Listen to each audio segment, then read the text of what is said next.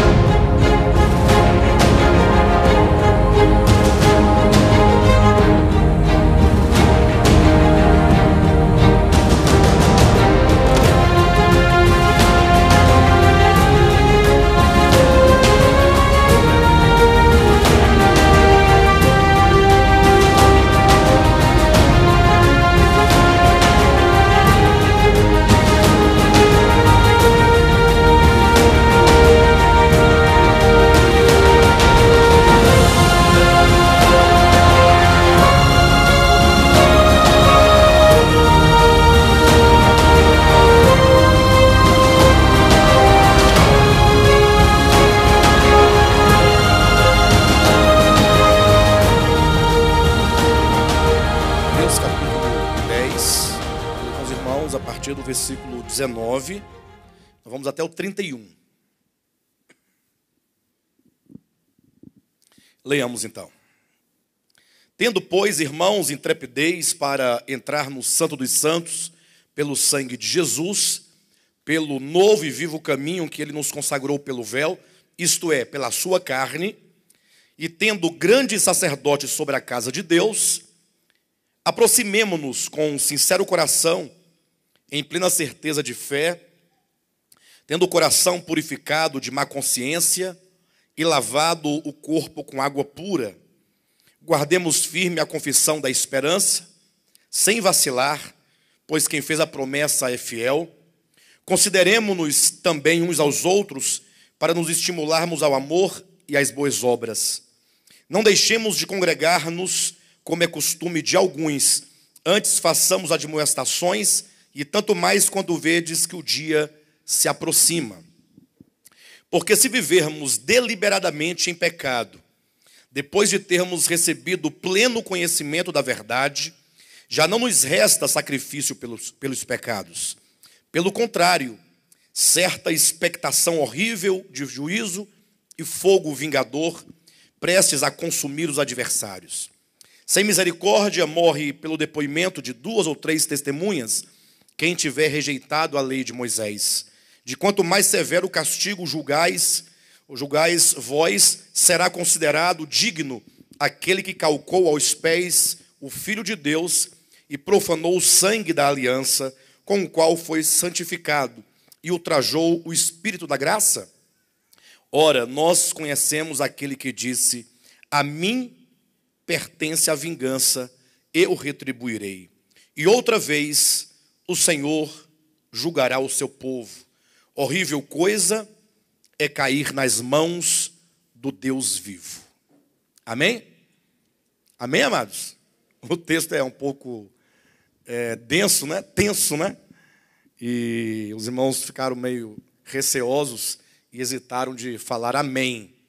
Mas devemos dizer amém porque nós estamos aqui diante de um texto muito profundo, um texto grande, no sentido qualitativo, um texto revelador e um texto que não deixa de ser mais uma das exortações do escritor aos Hebreus, que nos ensina acerca da verdade de Cristo Jesus, acerca da salvação e acerca da necessidade de nós prosseguirmos no caminho da fé.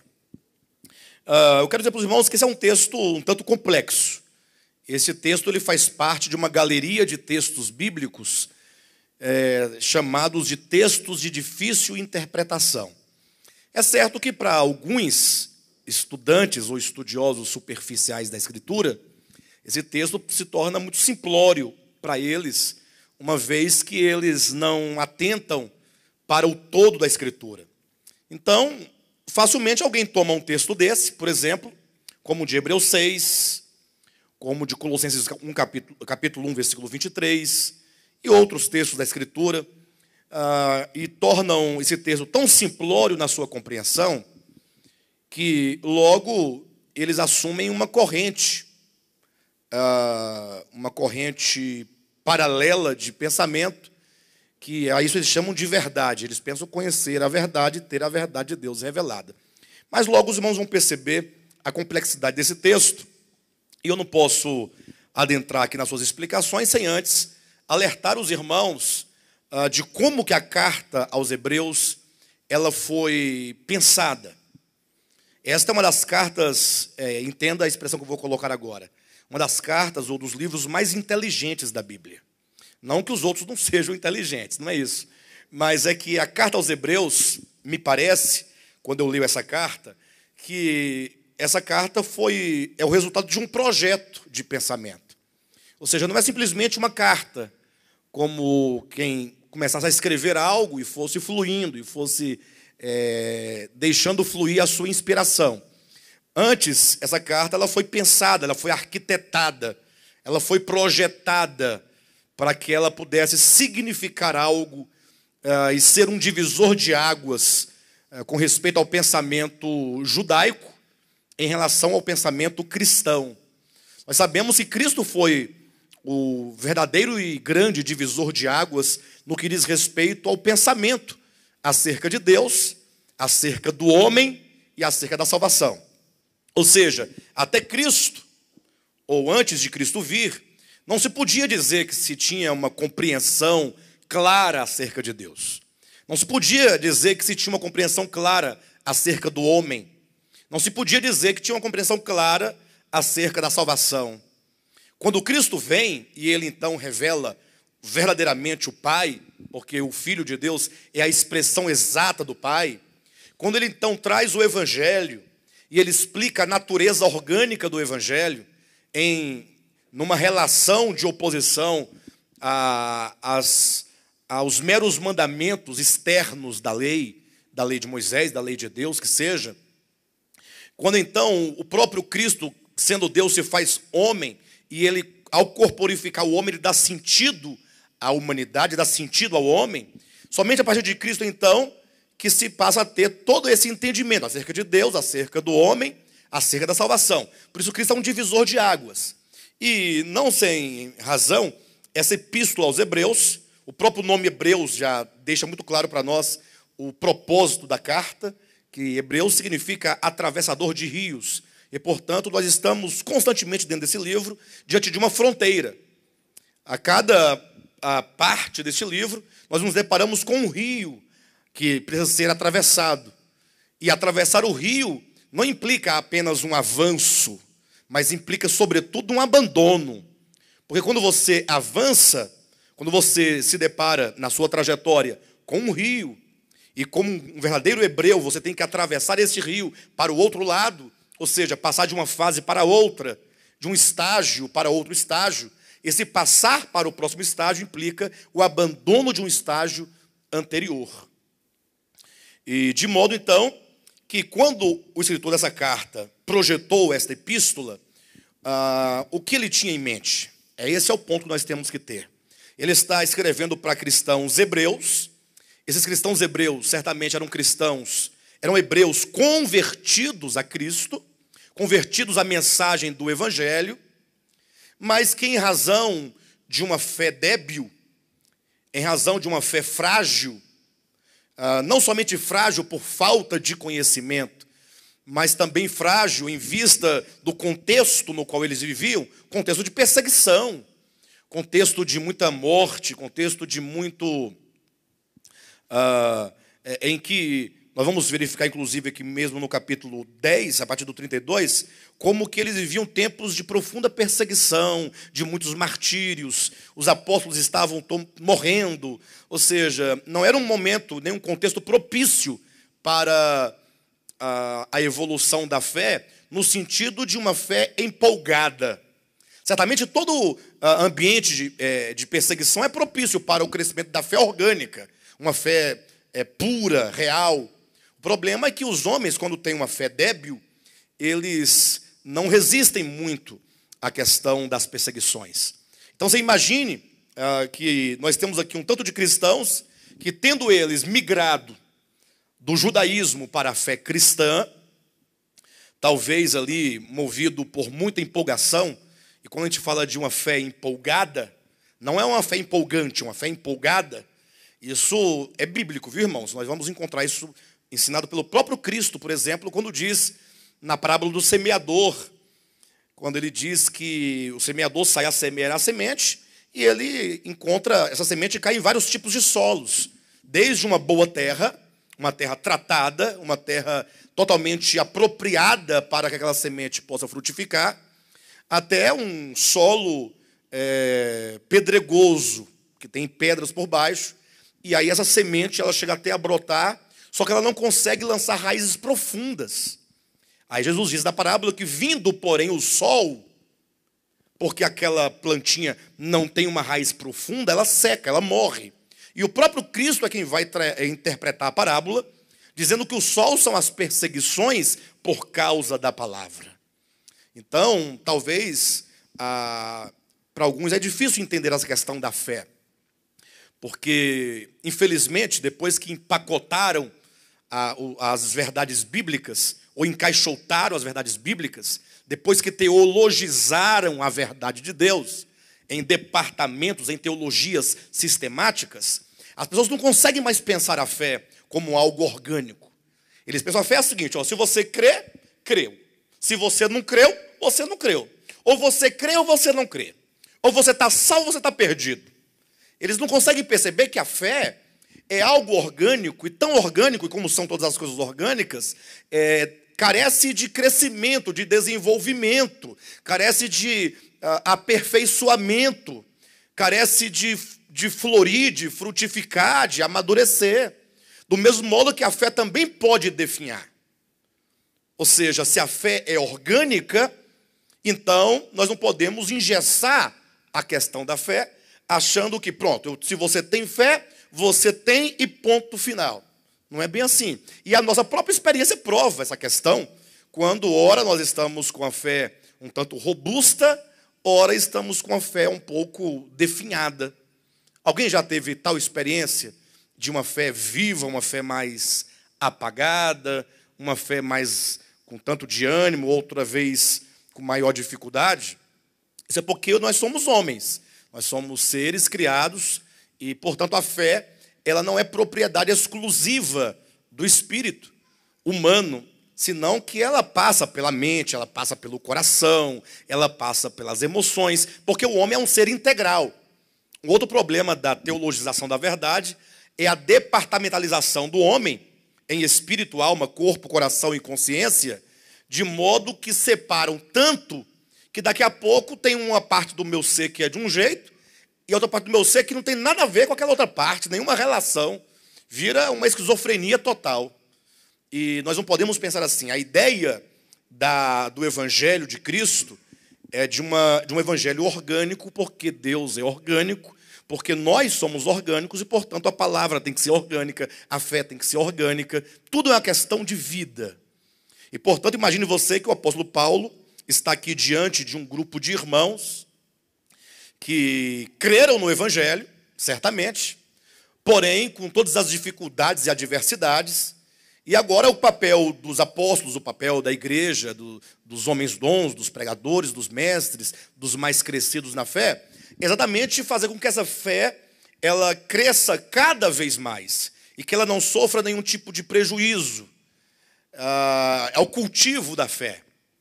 É o cultivo para que essa fé ela avance até alcançar plenamente a promessa. E aí, quando nós alcançarmos plenamente a promessa, nós não precisaremos mais da fé, porque a fé é apenas por enquanto nós estamos aqui neste caminho. Então imagine vocês que temos aqui um grupo de irmãos que, tendo crido no Evangelho, e embora tenham crido no Evangelho, são irmãos que estão assim, olhando mais para trás do que para frente. Eles estão ainda firmes na fé, no sentido de que eles não abandonaram a fé, só que eles olham ainda com um olhar saudoso para Jerusalém. Eles ainda olham para trás assim, para Jerusalém, para o templo, para as festas de Israel, para toda aquela pompa, aquele brilho, para toda aquela religião já instaurada milenarmente, para aquela religião já bem fundamentada, aquela coisa já consolidada.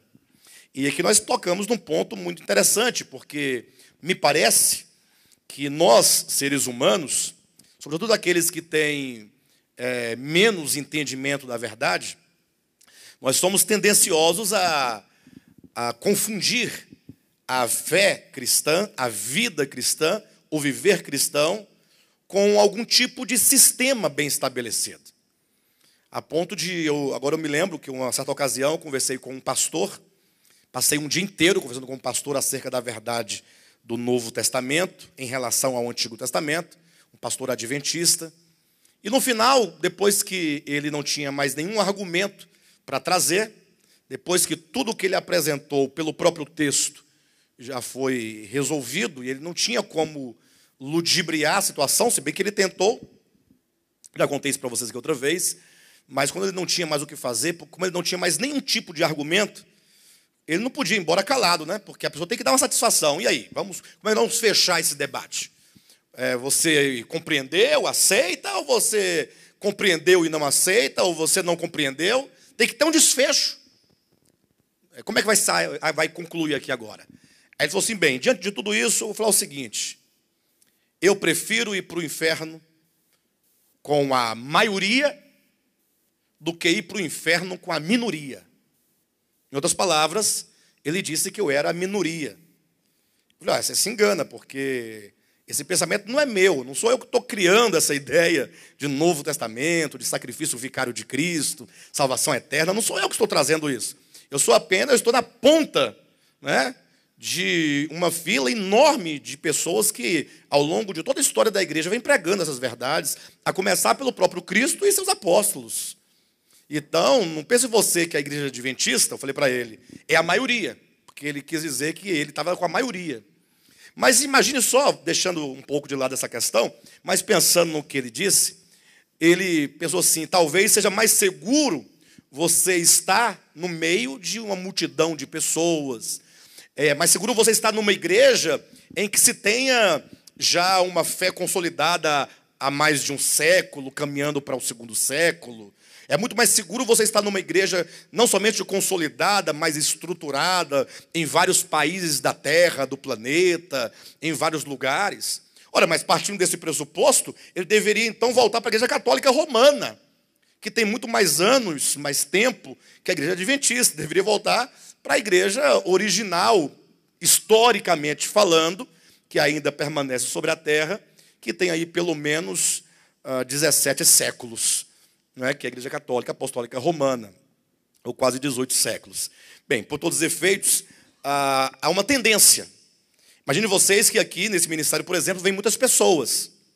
Vêm pessoas de todo jeito. Nós temos aqui pessoas que se converteram do catolicismo, estão aqui. Pessoas que se converteram do espiritismo, estão aqui. Que se converteram aqui, né? Mas que eram espíritas outrora, e se converteram. Ou que se converteram em outros ministérios e vieram para cá. Pessoas que vieram da Assembleia de Deus, da Igreja Batista, da Igreja Presbiteriana, Reformada, Pentecostal, Neopentecostal, Adventista, Testemunho de Jeová. Aqui tem gente de todo tipo. Ou melhor, pessoas de origens de todo tipo. Né? Pessoas de origens de todo tipo. Mas acontece o seguinte, inclusive, conversando com o irmão Alain semana passada, eu falava do ciclo de pessoas que entram aqui. Há um ciclo de pessoas entrando e outras saindo. Nem todas permanecem.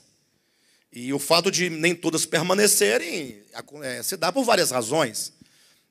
Dentre algumas outras razões, eu posso citar o fato de alguém, no primeiro momento, considerar aquilo que ele ouve como algo maravilhoso, algo fantástico. Puxa, nunca ouvi um discurso desse tipo, nunca olhei por essa perspectiva, nunca entendi por esse prisma, e vai se deparando, e sobretudo, muitas vezes atraídas pelo fato de nós defendermos que não estamos debaixo da lei, e, portanto, não devemos dar o dízimo, ou não somos obrigados, melhor dizendo, a dar o dízimo. Então as pessoas vêm correndo, elas estão procurando igrejas que falam que não tem que dar o dízimo. Interessante isso, que no nosso site, no nosso canal do YouTube também, nós encontramos lá, tem várias mensagens ministradas. A que mais tem acesso, quase 300 mil acessos, é a mensagem que fala sobre o dízimo. As outras mensagens tão boas, tão maravilhosas, tão reveladoras, tem 1.000 acessos, 1.500 acessos, 2.000 acessos, mas a do dízimo tem 300 mil acessos. E agora no Facebook também, nossa fanpage, colocaram lá também esse vídeo do dízimo, e é o que mais tem acesso, e os comentários vão para 40, 50, 60, 70, e as outras, às vezes eu posto lá um devocional maravilhoso, coisa mais linda, 2 comentários. Do dízimo, não sei quantos comentários. Aí chega, não dá, a gente perde. É muita página subindo para ler todos os comentários. Ora, por qual motivo, por qual razão? É porque essa questão do dízimo, do dinheiro, vamos colocar, não é do dízimo, a questão do dinheiro é uma questão que nos pega de um lado ou de outro. Ou nos pega pela ganância, ou nos pega pela avareza. Pela ganância é quando se crê que dando-se o dízimo, as portas do céu vão se abrir, você vai ficar milionário. E pela avareza, quando você descobre que não estão debaixo da lei de Moisés, você não é obrigado a dar nada, do ponto de vista da lei, porque do ponto de vista da verdade, do ponto de vista do Espírito, da nova aliança, nós precisamos ser pessoas generosas. Bem, mas o fato é que muitas pessoas vêm empolgadas, tal, mas quando começam a compreender o ritmo do ministério, o ritmo da igreja, quando começa a perceber que nós temos maná aqui na terça-feira, nós temos maná na quarta-feira, nós temos maná na sexta-feira, aí ele vem domingo pensando que vai ter uma comida diferente, maná outra vez. Até tem uma variedade, faz um maná refogado com maná, aí tem maná frito, maná cozido, purê de maná, doce de maná, tudo é maná, ou seja, é Cristo, é a palavra, nada mais além disso, nada mais nos interessa além de maná. O povo de Israel, tendo saído do Egito, e está num deserto, primeiramente pediram carne, resmungaram, pediram carne, e com qual argumento eles queriam carne, pediram para Moisés carne, e Deus enviou codornizes do céu. E eles comeram tanto que morreram empanzinados com os fiapos de carne entre os dentes. Olha a justificativa. No Egito nós tínhamos carnes, nós tínhamos cebolas, alhos, melões, pepinos. Agora nesse deserto nós só temos só esse maná vil. Vejam os 2 qualitativos. Esse maná. Porque esse pronome esse, nesse contexto, nessa circunstância, traz desprezo. Eu não quero esse maná. Não diz eu não quero maná. Só temos o maná. Só temos maná. Não, só temos esse maná. Então, depreciativo. E agora vem um outro qualitativo. Vil. Não queremos esse maná vil. Então, vocês percebem como são as coisas? Logo, então, muitas pessoas, por falta de uma visão espiritual, de um entendimento espiritual, de uma vida espiritual mais profunda, consigo mesmo e com Deus, acabam olhando para trás e pensando, saudade das festas que a gente fazia, dos congressos, dos encontros, de toda aquela parafernália e aquele entretenimento que havia. E as pessoas ficam tentadas a voltar. O problema é que voltar não é simplesmente voltar do ponto de vista geográfico. O problema é que o voltar, ele implica necessariamente o desprezo a alguma verdade. Até porque o ser humano ele tem necessidade de aceitação no meio social. E então, voltando, ele não vai ficar lá aproveitando do brilho e pregando contra o engano. Ele vai ter que abrir mão. E o problema é que esse abrir mão, muitas vezes, pode ser que não se perca completamente do coração. Mas a verdade, por si só já é um problema, porque nem todos estão aptos a andar na verdade, a abraçar a verdade, ou pelo menos a desejar somente pela verdade. Por outro lado, tudo aquilo que nós recebemos, se não for alimentado, não for regado, não for cuidado, ele tende a definhar. Tudo, em qualquer área, espiritual. Você pode ser a pessoa mais habilidosa em determinada área, mas se você abandona, e você esquece, e se você não pratica, quando for para você retornar àquela atividade, você vai ter que despender de muito esforço para recuperar o ritmo que você tinha outrora. Vocês entendem isso? Então imagine agora os hebreus que tinham saído do judaísmo e estavam agora numa igreja cristã, na fé cristã. Imagine vocês que os parentes desses irmãos, a maioria tinha ficado no judaísmo. Talvez a esposa tinha ficado, o marido tinha vindo, talvez o contrário. Ou filhos ficaram e os pais vieram. Ou irmãos, amigos, pessoas importantes, deixaram lá status, cargos, funções, prestígio, tantas coisas foram deixadas. E agora o que enfrentam do lado de cá? Enfrentam a adversidade que a fé sempre teve e sempre terá. Enfrentavam a adversidade que a verdade sempre enfrentou e sempre vai enfrentar. Até porque a fé e a verdade, na história da humanidade, sempre foram uma questão de minoria. Então, diante desse quadro, o apóstolo escreve para encorajar esses hebreus a prosseguirem. E a maneira e o argumento que ele se utiliza para poder falar, olha, vale a pena, continua, fica firme, não desista, ainda que você morra, é demonstrando. A maneira que ele utiliza é falando assim, olhem para o judaísmo. Olhe quão perverso é o judaísmo. E veja que não há esperança para o judaísmo. Quando fala que não há esperança, talvez algum judaizante, algum judeu que tenha fé judaizante, possa argumentar, mas por que não há esperança? Mas não é que não há esperança para as pessoas que estão lá, não há esperança para o judaísmo. Porque o judaísmo é a distorção da fé de Israel. Os irmãos entenderem bem a história do povo de Israel, seria mais ou menos assim. Deus chama Abraão, e isso tudo acontece no âmbito da comunhão, no âmbito da revelação, no âmbito da fé. Ele chama Isaac, chama Jacó, e a despeito da fraqueza de todos estes, tudo aqui se dá no âmbito do relacionamento. Deus aparecia em epifania, em visão, Deus se revelava, Deus se dava a conhecer, e então Deus se revelou a Moisés no Monte Sinai, também dentro do mesmo princípio. Agora Deus toma esse povo e no mesmo princípio se dá a conhecer a este povo, ainda que de modo figurado, em sombras e figuras, tipos, profecias. Esse povo agora é introduzido numa boa terra de Canaã, e então Deus envia os profetas para admoestar e advertir esse povo durante a sua história. E então nós temos aqui nos profetas a consolidação da fé de Abraão, Isaac e Jacó, a consolidação da fé de Israel. E então, em razão da apostasia desse povo, a maior parte deles foi para o cativeiro da Síria, e a menor parte, as duas tribos, Judá e Benjamim, foram para o cativeiro babilônico.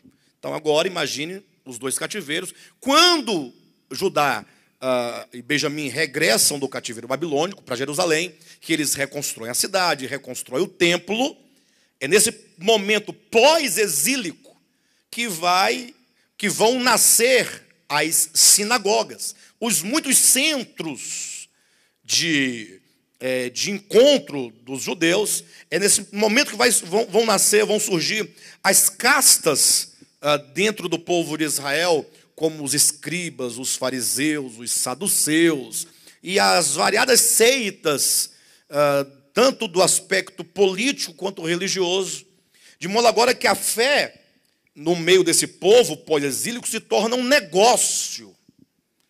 Perderam aquela fé da verdade, a fé da revelação, a fé da esperança. Agora, tudo era feito na base do negócio. Tanto os líderes religiosos tratavam o povo como clientes, como agora os clientes tratavam as coisas para com Deus como negócio. Eu vou lá, eu compro um animal, sacrifico, ponto, está feita a minha oferta. Se é isso que Moisés pediu, está aqui. Se é isso que Deus quer, está aqui. Não interessa outra coisa.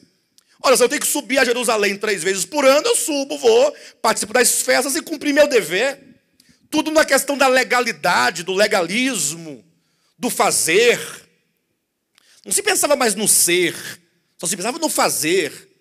Tudo era na base da coerção, da punição, da recompensa, do prêmio. E nesse contexto que Cristo se encarna, e vocês veem aí nos evangelhos a relação de Cristo com esse judaísmo, que é a distorção da fé de Israel. E agora vocês imaginem que há uma estrutura toda montada, desde uma estrutura teológica, sistemática, até mesmo as estruturas econômicas, financeiras, de propriedades, de liturgias, tudo bem montado. De maneira que, para quem quer viver uma vida sem dificuldades, não havia lugar melhor do que Jerusalém e o templo, o judaísmo. E nos dias de hoje não há lugar melhor para quem quer viver sem compromisso com a verdade, com Deus e consigo mesmo, do que as grandes instituições já estabelecidas e que se institucionalizaram a tal ponto que agora, desde que você cumpra com este ou aquele dever, você terá uma falsa sensação, uma pseudo-certeza de que você está salvo, está tudo bem. Agora, como dizia Guimarães Rosa, viver é muito perigoso. É muito perigoso. Viver no sentido de você existir. Viver no sentido de você sair de si mesmo. Viver no sentido de você não se acomodar e deixar passar os dias da sua vida como passam os dias de uma árvore, de uma planta, que fica ali inerte, imóvel, só olhando, balançando as folhas, o dia todo. Não sente, não tem sangue correndo, não tem pensamentos, não tem reflexão, não tem introspecção, não tem meditação, não tem contemplação, não tem oração, não tem ação. Infelizmente, a maioria das pessoas vivem assim, igual plantas, né? Igual um pé de alface. O pé de alface está lá. Nada consegue fazê-lo, nem mesmo se irritar. Agora, já o homem não. O homem que vive, que existe, e que ele sabe que a sua vida aqui na terra é breve, passageira, e ele sabe que existe a verdade, e ela tem que estar em algum lugar. Nem que a verdade não seja minha, mas que tem que haver, e tem que estar em algum lugar. Essa pessoa, ela sente diariamente, no coração, na alma, na mente, sente o pulsar de um desejo grande de encontrar e de tocar e de experimentar a verdade. Então, imagine agora os hebreus nessa tentação, olhando para o judaísmo. Talvez muitos argumentos fossem levantados, né? Quem sabe alguém poderia dizer assim, não, mas nós já cremos no evangelho, agora nada nos impede de voltarmos para o judaísmo, não. O que tem a ver? Já temos a fé em Cristo, vamos para o judaísmo. Podemos ficar lá no templo, lá é muito mais razoável no sentido empírico, prático, pragmático, do que ficar aqui nessa dificuldade toda. Então, são todas essas questões que envolvem ao pensamento do escritor dessa carta e que aqui ele dispõe na forma de um projeto, uma carta pensada, arquitetada. Cada parte é colocada não de qualquer modo, mas foi bem pensado, foi bem projetado e foi bem escrito. E aqui no capítulo 10, portanto, a partir do versículo 19, nós temos o versículo 19, 20 e 21, que introduzem os versículos 22 a 25, que por sua vez introduzem os versículos 26 a 31. São três partes, uma que introduz a outra que introduz a seguinte. É uma parte introduzindo outra parte. Alguém fala assim, como é que você sabe? Usar as palavras da irmã Edna, tá bom? Da Tavênia, com todo respeito à senhora, mas fala assim, pastor Alexandre, você é uma pessoa de muita habilidade e de criação, você cria muitas coisas. Vamos dar aula de segunda-feira. Das inovações, você é um homem de inovações. Vez ou outra você chega com uma coisa nova, né? Então, muitas vezes, para quem está ouvindo, é preciso uma fundamentação da inovação para saber se tem fundamento ou se é mera confabulações de uma mente perdida, né? Pode ser que seja, tem muita gente desse tipo. No meu caso, eu sou diferente. Para eu chegar a uma conclusão, para eu inovar algo, para eu trazer algo novo, inovar algo não, para eu deixar algo para trás e tomar algo novo, eu sofro muito, irmã Edna. Porque eu não abro mão daquilo que eu creio facilmente. Mas também quando eu desacredito, eu largo de uma vez. Eu não sofro, não. Eu sofro no processo, até eu me certificar. E demora muito tempo para eu chegar a uma conclusão. Porque primeiro se desconstrói no entendimento, depois no coração. Então é um processo de leitura, de interpretação, de busca. E cuidado, nem tudo que parece novo é novo. Porque, como diz o pregador, no caso do escritor de Eclesiastes, nada há novo debaixo do sol. Tudo o que é, um dia já foi. E o que é deixará de ser para voltar a ser em outra ocasião, em outro tempo, em outro momento. Tudo é um ciclo. A vida não é linear. São ciclos. Bem, de todo modo, aquilo que eu estou dizendo hoje pode parecer novo, algumas coisas, mas outras pessoas disseram em outro tempo. E outras pessoas dirão no futuro. Mas o que eu vou dizer agora, eu falei a primeira parte que introduz a segunda que introduz a terceira. Fica claro quando você olha para o texto, e os versículos 19, 20 e 21, começa assim, olha, cada versículo começa, ou melhor, vamos ler os 3 versículos. Tendo, pois, irmãos, intrepidez para entrar no Santo dos Santos, pelo sangue de Jesus, pelo novo e vivo caminho que ele nos consagrou pelo véu, isto é, pela sua carne, e tendo o grande sumo sacerdote sobre a casa de Deus, vírgula, aproximemo-nos. Bem, eu sei que mudou aqui, porque nós temos tendo, no versículo 19, e tendo no versículo 20. Ou seja, uma vez que se tem isso, o que devemos fazer? Aí introduz a segunda parte. Aproximemo-nos no versículo 22, guardemos no versículo 23, consideremos-nos no versículo 24, não deixemos no versículo 25.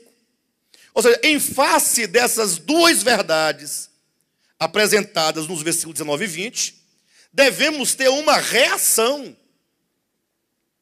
E então, no versículo 26 ao 31, ele vai trazer uma explicação. Por quê? Por que que diante dessas duas grandes verdades, dos versículos 19 e 20, eu tenho que proceder de acordo com os versículos 22 a 25? Por causa dos versículos 26 a 31. Os irmãos conseguem ver essa estrutura da escrita aí? Isso é claro para os irmãos? Todos percebem isso aí? Bem, se os irmãos percebem, se não perceberem, me fala que eu posso falar de novo, ou posteriormente eu posso falar para você em particular. Mas ele diz, 19 e 20, 19 a 21. Tendo, pois, irmãos, intrepidez para entrar no Santo dos Santos, pelo sangue de Jesus, pelo novo e vivo caminho que ele nos consagrou pelo véu, isto é, pela sua carne, e tendo grande sacerdote sobre a casa de Deus. Ele apresenta aqui dois fatos, duas verdades já realizadas e que nos chamam a uma responsabilidade. Quando ele diz, tendo, pois, irmãos, intrepidez, ele não está dizendo, tenhamos intrepidez. ele não nos convida a ter intrepidez. Ele fala, tendo intrepidez e tendo o grande sumo sacerdote, ou seja, uma vez que Cristo veio e ele resolveu dois grandes problemas. O primeiro problema, quando Cristo veio, a encarnação do Verbo. Aí você pensa em encarnação, desde a sua descida. É difícil falar essas coisas, porque a linguagem humana não consegue exprimir verdades tão espirituais, né? Tão metafísicas, mas vamos entender antropomorficamente. Tendo Cristo de Deus se encarnado desde a sua vinda, vamos entender como um trajeto, tá certo? Vamos colocar em termos geográficos e físicos, espaciais, só para os irmãos entenderem. Mas é lógico que o Verbo de Deus não tem como se deslocar. Vocês sabem disso? Ele não tem como se deslocar, porque afinal, quem se desloca de um lugar para outro, o que implica que ele não estaria no outro lugar. E o Logos é a própria onipresença de Deus enquanto vida em todas as coisas. E acabando e findando todas as coisas, ele continua a ser eternamente. Mas entendamos nesse aspecto, só para os irmãos terem uma noção. Então, todo esse trajeto de encarnação, e agora nascimento, viver humano, morte, descida ao Hades, às regiões mais baixas da terra, e então agora esse caminho de volta do Hades, passando pelo portão da morte, os portões da morte, e então ressuscitando o corpo, saindo do sepulcro, ascendendo aos céus, e os anjos abrindo alas e caminhos, e ele entrando, levando o homem agora à presença de Deus. Esse caminho que é tanto a descida quanto a subida, porque a descida seria apenas a metade do caminho, todo esse caminho foi o meio que Deus usou para abrir-nos a possibilidade, abrir-nos o caminho da salvação. Ou seja, não houvesse Cristo se encarnado, morrido, ressuscitado, ascendido ao Pai, não haveria salvação para ninguém. Alguém pergunta, ora, mas e por que não haveria salvação para ninguém? Bastaria que o homem fizesse boas obras, que o homem fosse bom. O problema são basicamente dois, eu tenho dito isso já há algum tempo, mas eu vou repetir para vocês. O primeiro problema é o problema judicial. Ou seja, existe uma penalidade para o problema do pecado. Embora não imposta diretamente por Deus, mas é uma questão de legalidade. Ou seja, o salário do pecado é a morte. Então, é necessário que alguém sofra essa penalidade no lugar do homem. É necessário que alguém pague o preço do pecado do homem. É necessário que alguém redima o homem. Que alguém sofra uma morte vicária, isto é, uma morte substitutiva, uma morte no lugar de. O primeiro ponto é esse. E o segundo é que Cristo, ele traz a Deus à humanidade, não no sentido literal da verdade, mas ele traz Deus no sentido de que agora ele gera um homem chamado Jesus, e este homem agora é colocado na vereda, no caminho do aperfeiçoamento, para que, mediante o viver santo, puro, justo, piedoso, verdadeiro, que se dedica exclusivamente a Deus e aos homens, que este homem, portanto, nesse caminho, ele produza o arquétipo do homem perfeito. Ele possa se tornar o protótipo do homem perfeito, a partir do qual o Espírito Santo vai imprimir em nossas mentes e em nossos corações esta mesma mente, essa mesma consciência de Cristo. Lógico que isso não é uma questão do tempo. Ou seja, isso tanto pode como isso, eu não tenho como falar aconteceu, é difícil falar desse modo, mas certamente isso aconteceu mesmo antes da encarnação do Verbo, uma vez que nós levamos em consideração, a Escritura nos revela isso, que os efeitos da morte histórica de Cristo, ou melhor, que a morte histórica de Cristo foi apenas a manifestação da morte do Cordeiro de Deus, que foi morto desde a fundação do mundo. Mas era preciso que essa morte do Cordeiro antes da fundação do mundo se tornasse em fato e não mera disposição. Na verdade, essa questão do fato e da mera disposição, para mim, é um grande paradoxo. Eu posso explicar.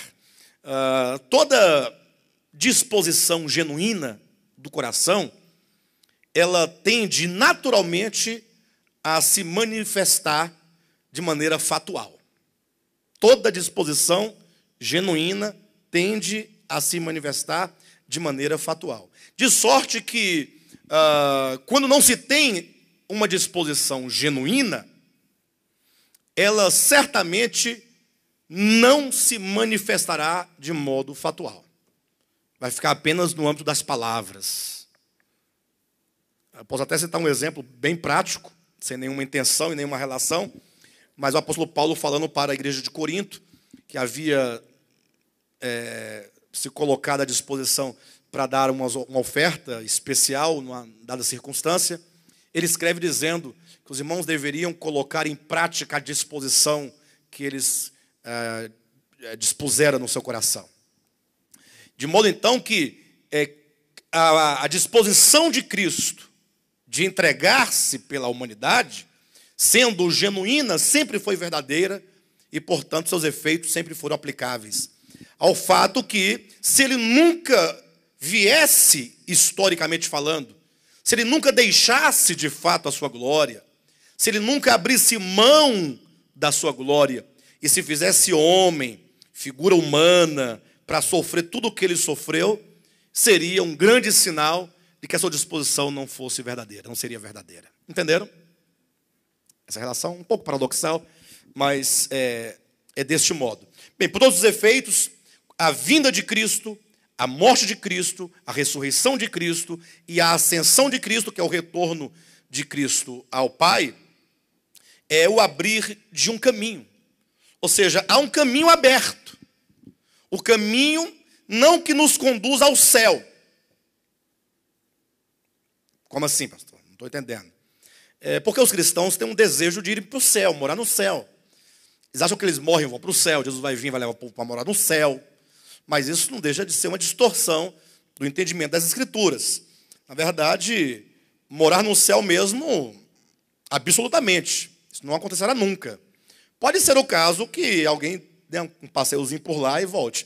Mas morar lá mesmo, não. Até porque a própria Escritura se encerra. Toda a história e a revelação se encerra dizendo: vi um novo céu e uma nova terra. Então tem uma nova terra. E a nova Jerusalém que desce do céu à terra. Então, a evidência está muito clara aqui, né? Há uma nova terra e a nova Jerusalém desce à terra. Portanto, a ideia de morar no céu não tem respaldo, pelo menos no contexto geral e no todo das Escrituras. Alguém poderá encontrar um versículo isolado do seu contexto imediato, dos contextos imediatos, mas, no geral, isso não existe. Mas então, quando diz desse caminho que se abriu, na verdade, esse caminho é o caminho do retorno a Deus. Não confunda retorno a Deus com ir morar no céu. E aqui está o grande problema do cristianismo, sobretudo da fé, como eu dizia agora há pouco, engessada, empacotada, encaixotada, teologizada. Porque os crentes, eles querem ir para o céu para poder voltarem a Deus, como se Deus estivesse lá, e portanto eu só posso voltar se eu for para lá, e eu terei voltado. E portanto eles querem voltar a Deus no aspecto espacial, sem nunca terem se voltado no coração, de fato e de verdade. O retorno ao Pai, por meio desse caminho, isso é exemplificado lá em Gênesis capítulo 2 e capítulo 3. Lembra lá em Gênesis 2, Deus plantou um jardim no Éden? Isso é uma figura. Isso é uma figura. Não fica aí na internet atrás de encontrar qual é o lugar exato desse jardim, onde está esse jardim. Aí você vai fazer uma visita lá nesse jardim para poder ver se você encontra os vestígios desse jardim. Para de bobagem. O jardim, imagina que Deus, depois de ter restaurado a Terra, e a Terra enquanto planeta, atenção, a Terra enquanto espaço geográfico, enquanto mundo, enquanto cosmo. Imagine só, Deus agora diz, planta um jardim no Éden. Jardim aqui implica um lugar particular, um lar, aconchego, segurança, comunhão, amor, suprimento, presença, lar. Ou seja, neste jardim é onde o homem tem plena comunhão com Deus. O jardim do Éden, portanto, ele representa uma condição do homem totalmente junto de Deus. Tanto é verdade que a queda do homem, e a própria figura vai ilustrar isso, o homem perde o jardim e sai do jardim tão logo ele peca. Ele está privado agora dessa comunhão. Por quê? O que privou? Por que foi privado? O que aconteceu? Isaías 59, versículo 1 e 2. Os nossos pecados fazem separação entre nós e Deus. Mas não é separação geográfica. Tudo acontece no meu coração, na minha alma, na minha consciência, na minha mente, nas minhas vontades, nas minhas emoções, no meu ser, na minha consciência. É dentro do homem que ocorre não um distanciamento físico, não uma ausência real, mas um distanciamento na consciência e uma perda da presença no âmbito de uma ilusão que já não reconhece a presença daquele que sempre esteve presente. Isso muito prático, muito claro na parábola do filho pródigo. E talvez essa parábola eu sempre cito e tenho citado bastante ela em razão da importância desta mensagem, como Cristo colocou de uma maneira como nunca ninguém colocou. O filho na casa do pai e que sai da casa do pai para terras distantes.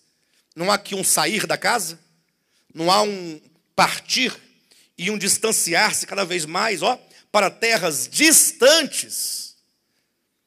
Ora, de quem que ele falava? Quem é esse filho pródigo? Será que ele falava de um garoto, de alguém da cidade, lá da região da Judéia? O que Cristo queria dizer com isso?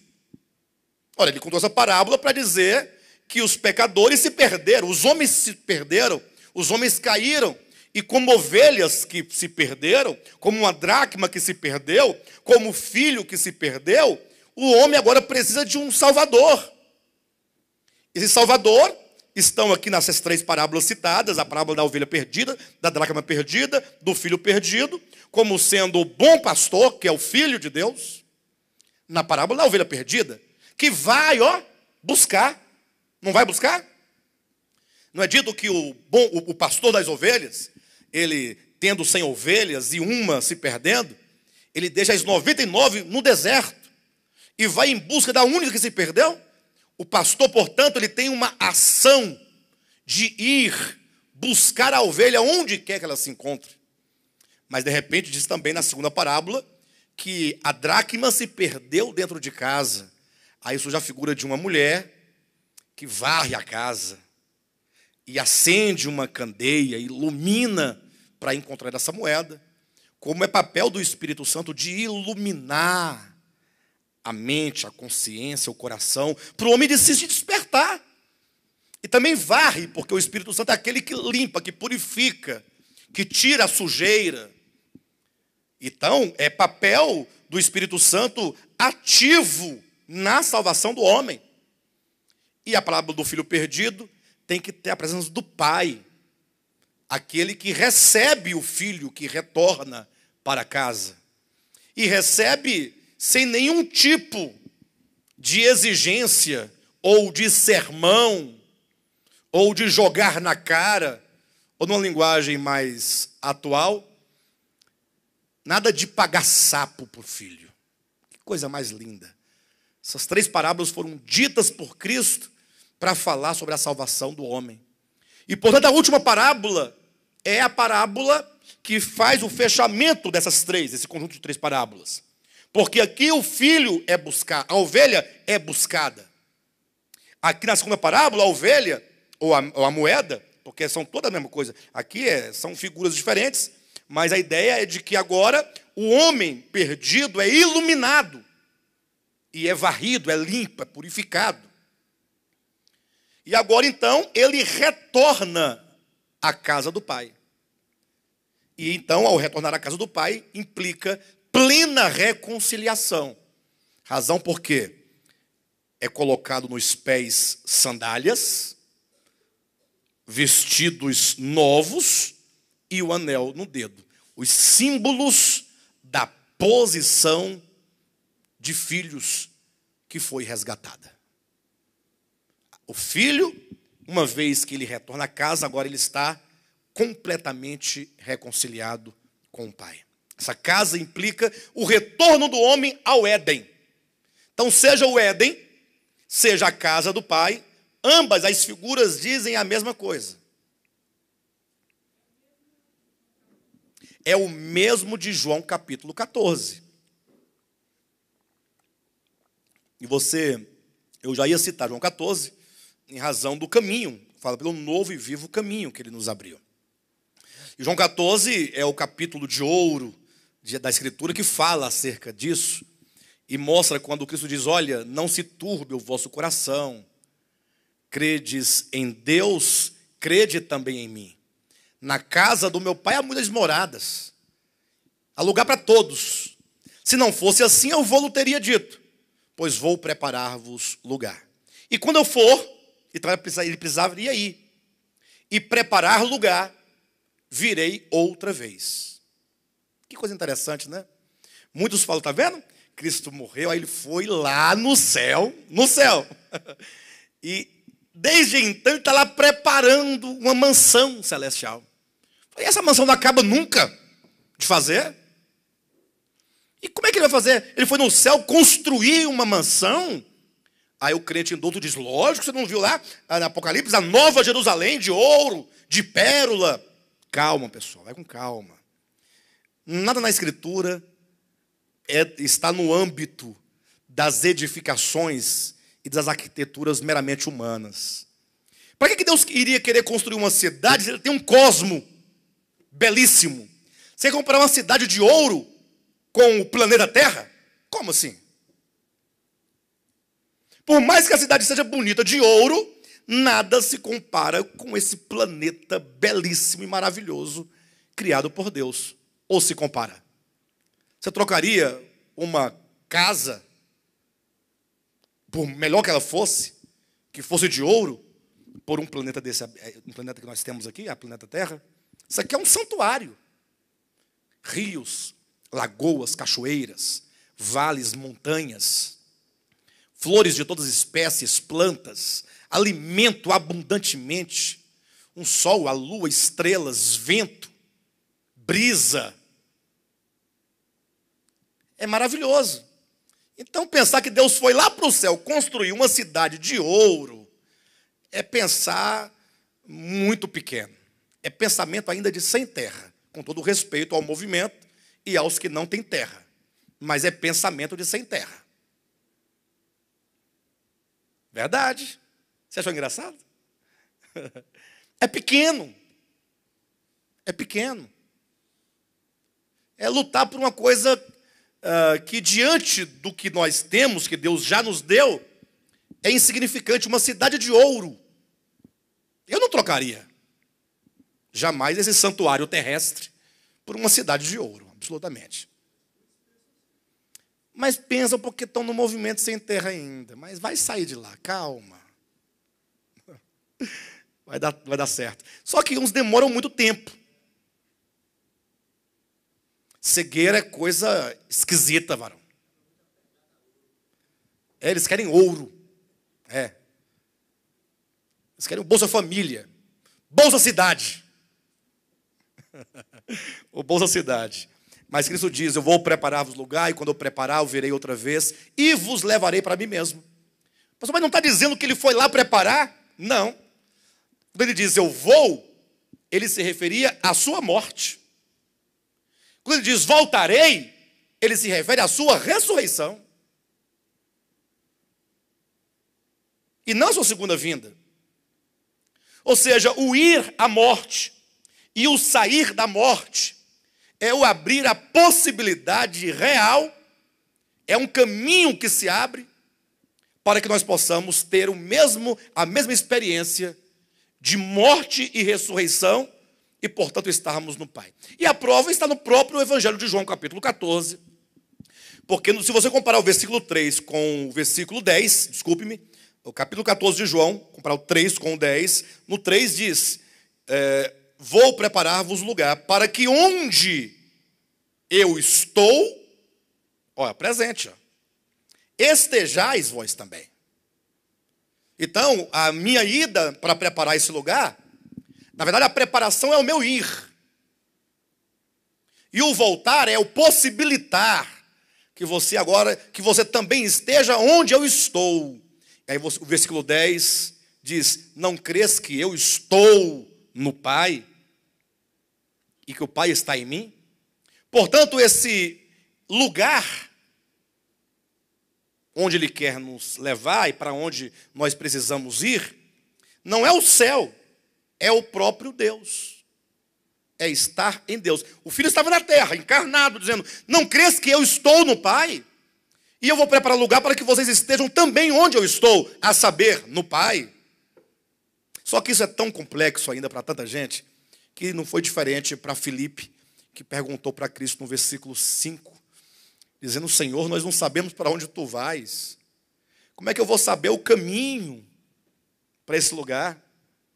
Aí, de repente, surge aqui na pergunta de Filipe, o lugar e o caminho. Isso porque no versículo anterior, Cristo tinha dito, e vós sabeis para onde eu vou.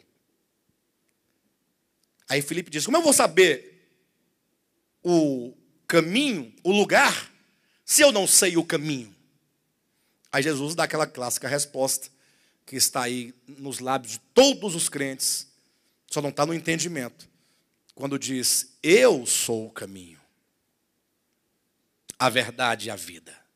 Ninguém vem ao Pai, ó o lugar onde é que tem que ir. Ninguém vem ao Pai a não ser por mim. Ele não disse ninguém vai ao Pai. Eu sei que nesse momento é onde muitos pegam esse versículo para tentar fundamentar a doutrina da Trindade, né?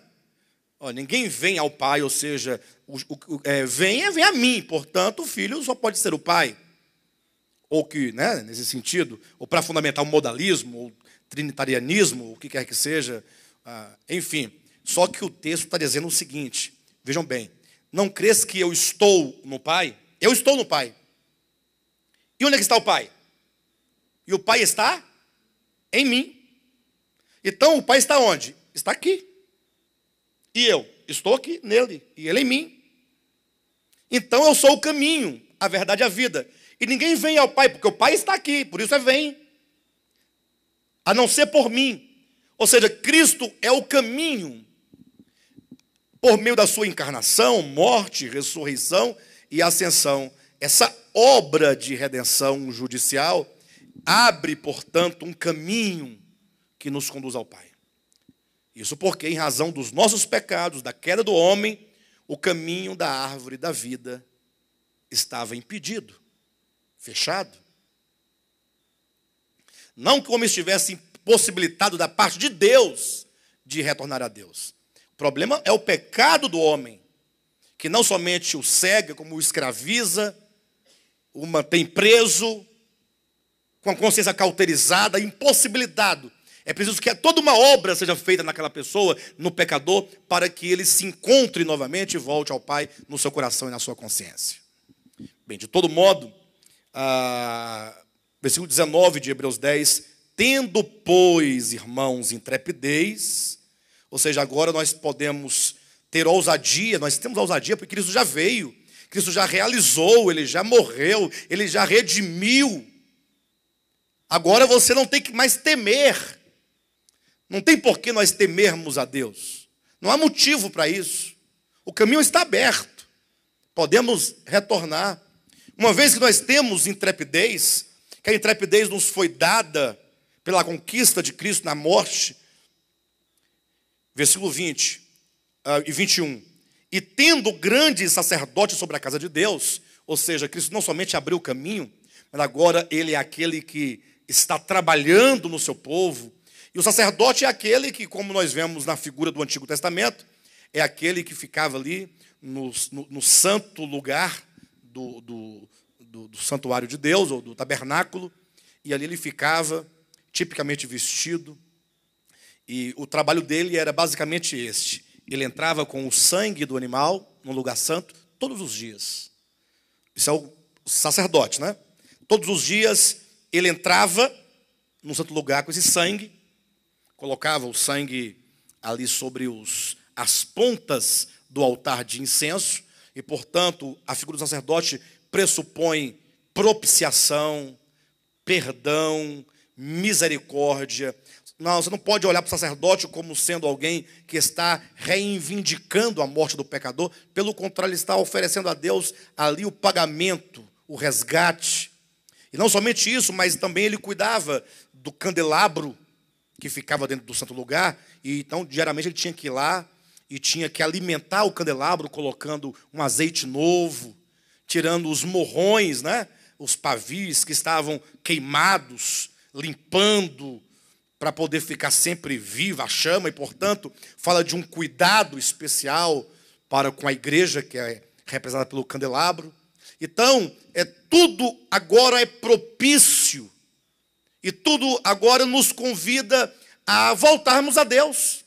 Não há por que mais ficarmos pensando. Não vivemos mais um tempo da lei, que os homens viviam sobre coerção, o ferrão todo dia na costela, ameaçando matar o homem. Não, agora o caminho está aberto. Cristo já abriu mediante a sua própria carne, que foi rasgada na cruz do Calvário. E agora o Cristo ressuscitado é o grande sacerdote de Deus, seja na figura do sacerdote diário ou do sumo sacerdote uma vez por ano, mas sempre fazendo propiciação, figura da graça e misericórdia divina. Diante deste quadro, o escritor aos Hebreus, ele começa a fazer os seus apelos. Primeiro, aproximemo-nos. Vida cristã consiste em aproximação. Aproximação.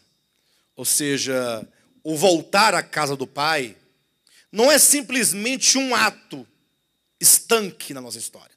Não, já me converti há tanto tempo, batizei, está tudo certo. Não, é um aproximar-se constante. Até porque o voltar a casa, se você tomar a parábola do filho pródigo, você vai encontrar que o retorno é o mínimo. Porque uma vez que ele está de volta, agora ele está inserido numa comunhão constante diária na casa do Pai com o Pai. O retorno não foi um processo que teve começo e terá fim, mas agora, e esse habitar, e esse coabitar, e esse estar na casa, na comunhão, ao deitar, ao levantar, a hora da refeição. Como isso é tudo muito diferente do que nós aprendemos outrora, porque nos entregaram uma cartilha no dia que nós nos convertemos, dizendo: não beba, não fume, não dance, não cante, não vista, não coma, não mexa. Lembram disso? E aí quem cumpre aquela cartilha não tem mais do que 20 páginas, a cartilha deles. Não cabe, é bem pequenininho. Aí fica daquele orgulho de que agora ele está salvo e só pode olhar para o outro que não cumpre a cartilha dele como se fosse perdido o outro. Aí fica aquela vida de juízos, de julgamentos, de condenação. Eu me recordo que, descendo ali aquela via da Samambaia, que liga Taguatinga a Samambaia. Onde é que é? Deixa eu ver onde eu estou aqui. É para lá, né? É para lá? É? É para lá. Para cá? É mais ou menos esse rumo aí. Colocaram uma vez um outdoor bem grande e escreveram assim, algumas palavras lá da Bíblia, né? E depois colocou uma frase assim: se você não aceitar Jesus Cristo como seu único salvador pessoal, você vai para o inferno.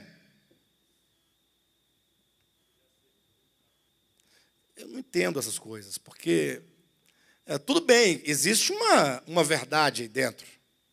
Eu só não sei se a pessoa que escreveu entende essa verdade e se quem lê está entendendo a verdade. Porque, pelo que eu entendo, quando eu leio essa placa, essa pessoa que escreveu, ele parte de um pressuposto de que aceitar a Jesus é que você saia do catolicismo, você saia do espiritismo, saia do budismo, do qualquer ismo que seja, e entre no ismo por excelência, que é o cristianismo evangelicalismo.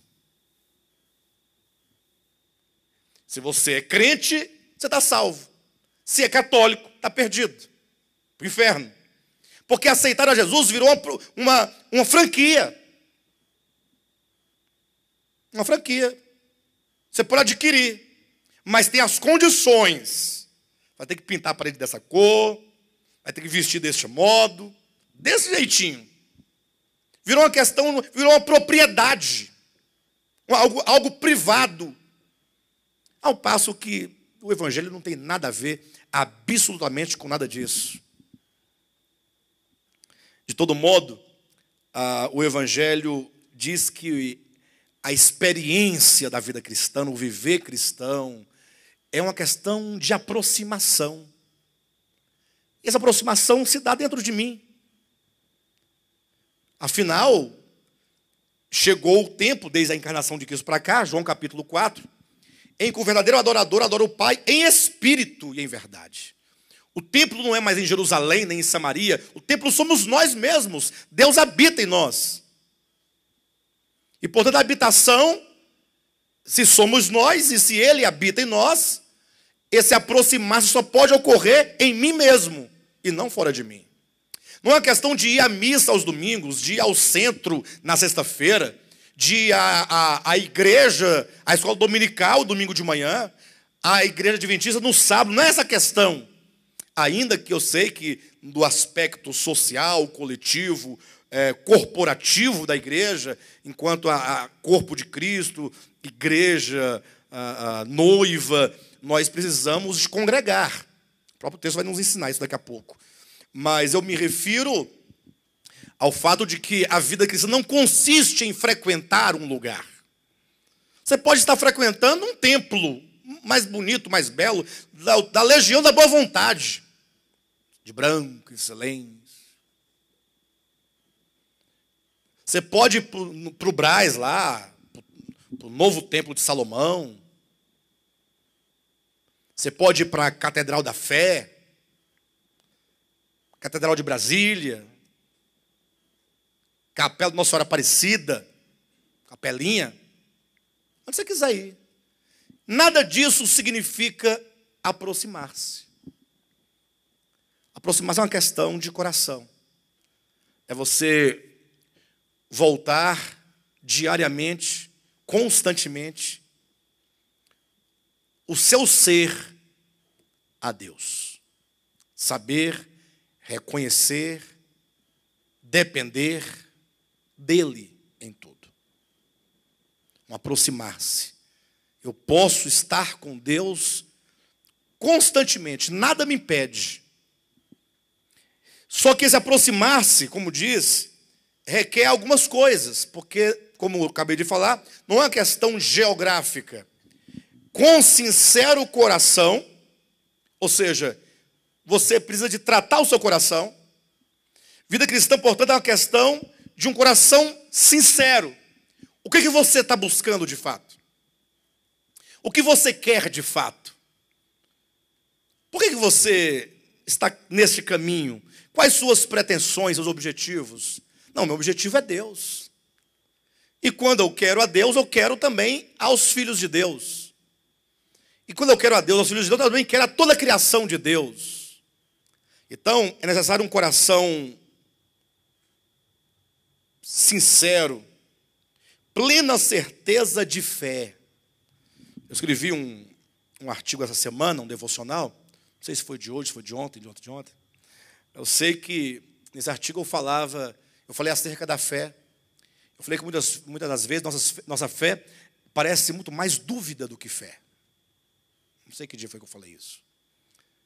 Mas por que parece mais dúvida do que fé? E por isso é que nós hesitamos no nosso dia a dia. O hesitar da vida cristã, esse cochear da vida cristã, ele não está não tem outra razão, senão a fé deficiente, uma fé que mais se aproxima da dúvida do que da certeza. Isso é paradoxal, porque se é fé não pode ser dúvida.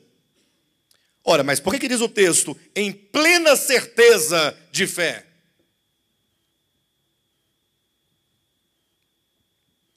Quando nós nos deparamos com as várias dificuldades da vida, e nós hesitamos a prática do Evangelho, é porque talvez essa verdade do Evangelho seja para nós apenas um conceito. Um conceito. Aproximemo-nos com sincero coração, em plena certeza de fé, tendo o coração purificado de má consciência e lavado o corpo com água pura. Aqui no comentário da Bíblia Shed diz que esse lavado o corpo com água pura é o batismo nas águas. Dá para entender? Quer dizer que a pessoa entrou naquela água do batismo, saiu, pronto. Meu corpo está lavado com água pura. É certo que, começando aqui do coração, passando pela consciência, chegando até o corpo, quer dizer que o nosso ser integralmente, espírito, alma e corpo, completamente envolvido no Espírito da verdade, crendo no Espírito da verdade. E porque eu creio no Espírito da verdade, minha consciência é pura, é limpa, meu coração então é sincero. Então, esse aproximar-se de Deus se dá exatamente mediante, ou melhor, resulta em tudo isso. E, portanto, eu me aproximo com todas as possíveis atitudes do coração, da mente,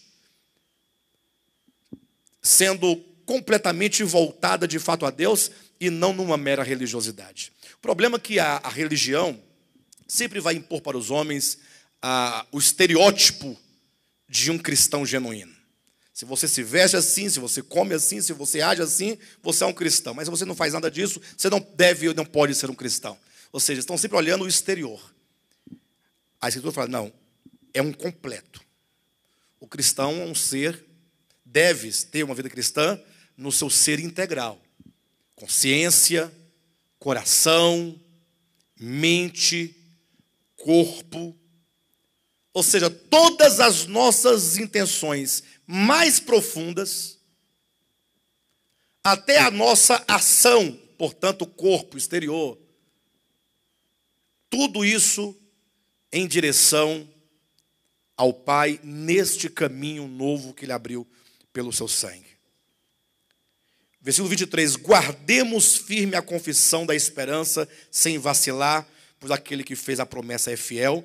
Portanto, tem aqui a exortação para que nós venhamos cada dia mais nos apegar com firmeza às verdades ouvidas e recebidas. Versículo 24, consideremos-nos também uns aos outros para nos estimularmos ao amor e às boas obras. E aí agora, observa que essa relação do homem com Deus, ela se estende do eixo vertical, que é a mística. Ou seja, vocês sabem que a cruz de Cristo tem 2 travessões, né? E colocado exatamente nessas posições, vertical e horizontal. Porque esse símbolo fala exatamente da reconciliação. fala da salvação. Ou seja, não há salvação sem a cruz, mas não é sem o objeto cruz. Não há salvação sem a mística, que é a união do homem com Deus, que agora se reflete na horizontal, que é quando todo esse amor e essa comunhão com Deus, ela agora ela flui em direção ao nosso próximo, aos homens. Veja como que ele começa lá de cima, falando do caminho, a nossa aproximação de Deus. Portanto, a vida cristã não começa no social, não começa na horizontal. Infelizmente tem pessoas que gostam de estar em tal igreja, porque lá ele tem muitos amigos, lá ele tem pessoas que gostam muito dele. Então ele está procurando um espaço social onde está, para de repente conseguir alcançar a Deus. Mas esse caminho que ele está tomando é o contrário. Não que o social não seja importante, mas tudo começa com a minha união com Deus. É esse eixo vertical da cruz. Nós podemos chamar de mística. É a comunhão, é essa reconciliação primeiramente com Deus. E somente então agora eu posso ir em direção aos homens nesse eixo vertical, em que eu posso agora ter comunhão com todos aqueles que, à semelhança minha, também estão reconciliados com o Pai. E agora vivem numa consideração mútua de uns para com os outros e estimulando uns aos outros ao amor e às boas obras, e não às boas obras e ao amor, porque o amor e as boas obras também estão nesse mesmo sentido. O amor só pode ser do alto para baixo, e então, uma vez recebido de cima para baixo, agora ser estendido e praticado na forma de boas obras em direção aos homens. Versículo 25: não deixemos de congregar-nos, como é costume de alguns, antes façamos admoestações, e tanto mais quando vedes que o dia se aproxima. Interessante que essa palavra congregar, eu tive estudando essa palavra, e não são poucas as pessoas que, ao ler esse versículo, dizem: não, aqui não tem nada a ver com congregar. O sentido de congregar aqui seria meramente o sentido de não abandonar a fé cristã e voltar ao judaísmo, por tomar esse texto e interpretá-lo a partir do conjunto da carta, porém ignorando o próprio texto. Então eu entendo que este versículo ele deve ser entendido no sentido próprio dele, associado ao sentido de toda a carta. Portanto, aqui eu tenho duas coisas. Primeiro, o fato de o apóstolo ter uma preocupação geral de os crentes não voltarem ao judaísmo, não abandonarem a congregação para voltar às sinagogas, o que implica necessariamente a permanência no congregar, como a própria palavra congregar ou congregação, são três partes, são três palavras ou é uma palavra com dois sufixos, afixos, né, que unem e traz o entendimento. Com significa o ato de relação mútua. Não existe congregar se eu estou só. Se é congregar, não é com.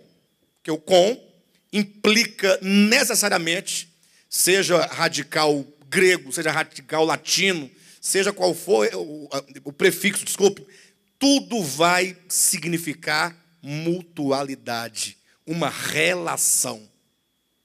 Por isso você vai encontrar esse com ou esse co em todas as palavras que exprimem essa mesma ideia. Cônjuge. Colocar-se no jugo com. Cooperar. Já viu você cooperar com ninguém? Eu estou cooperando com quem? Com ninguém.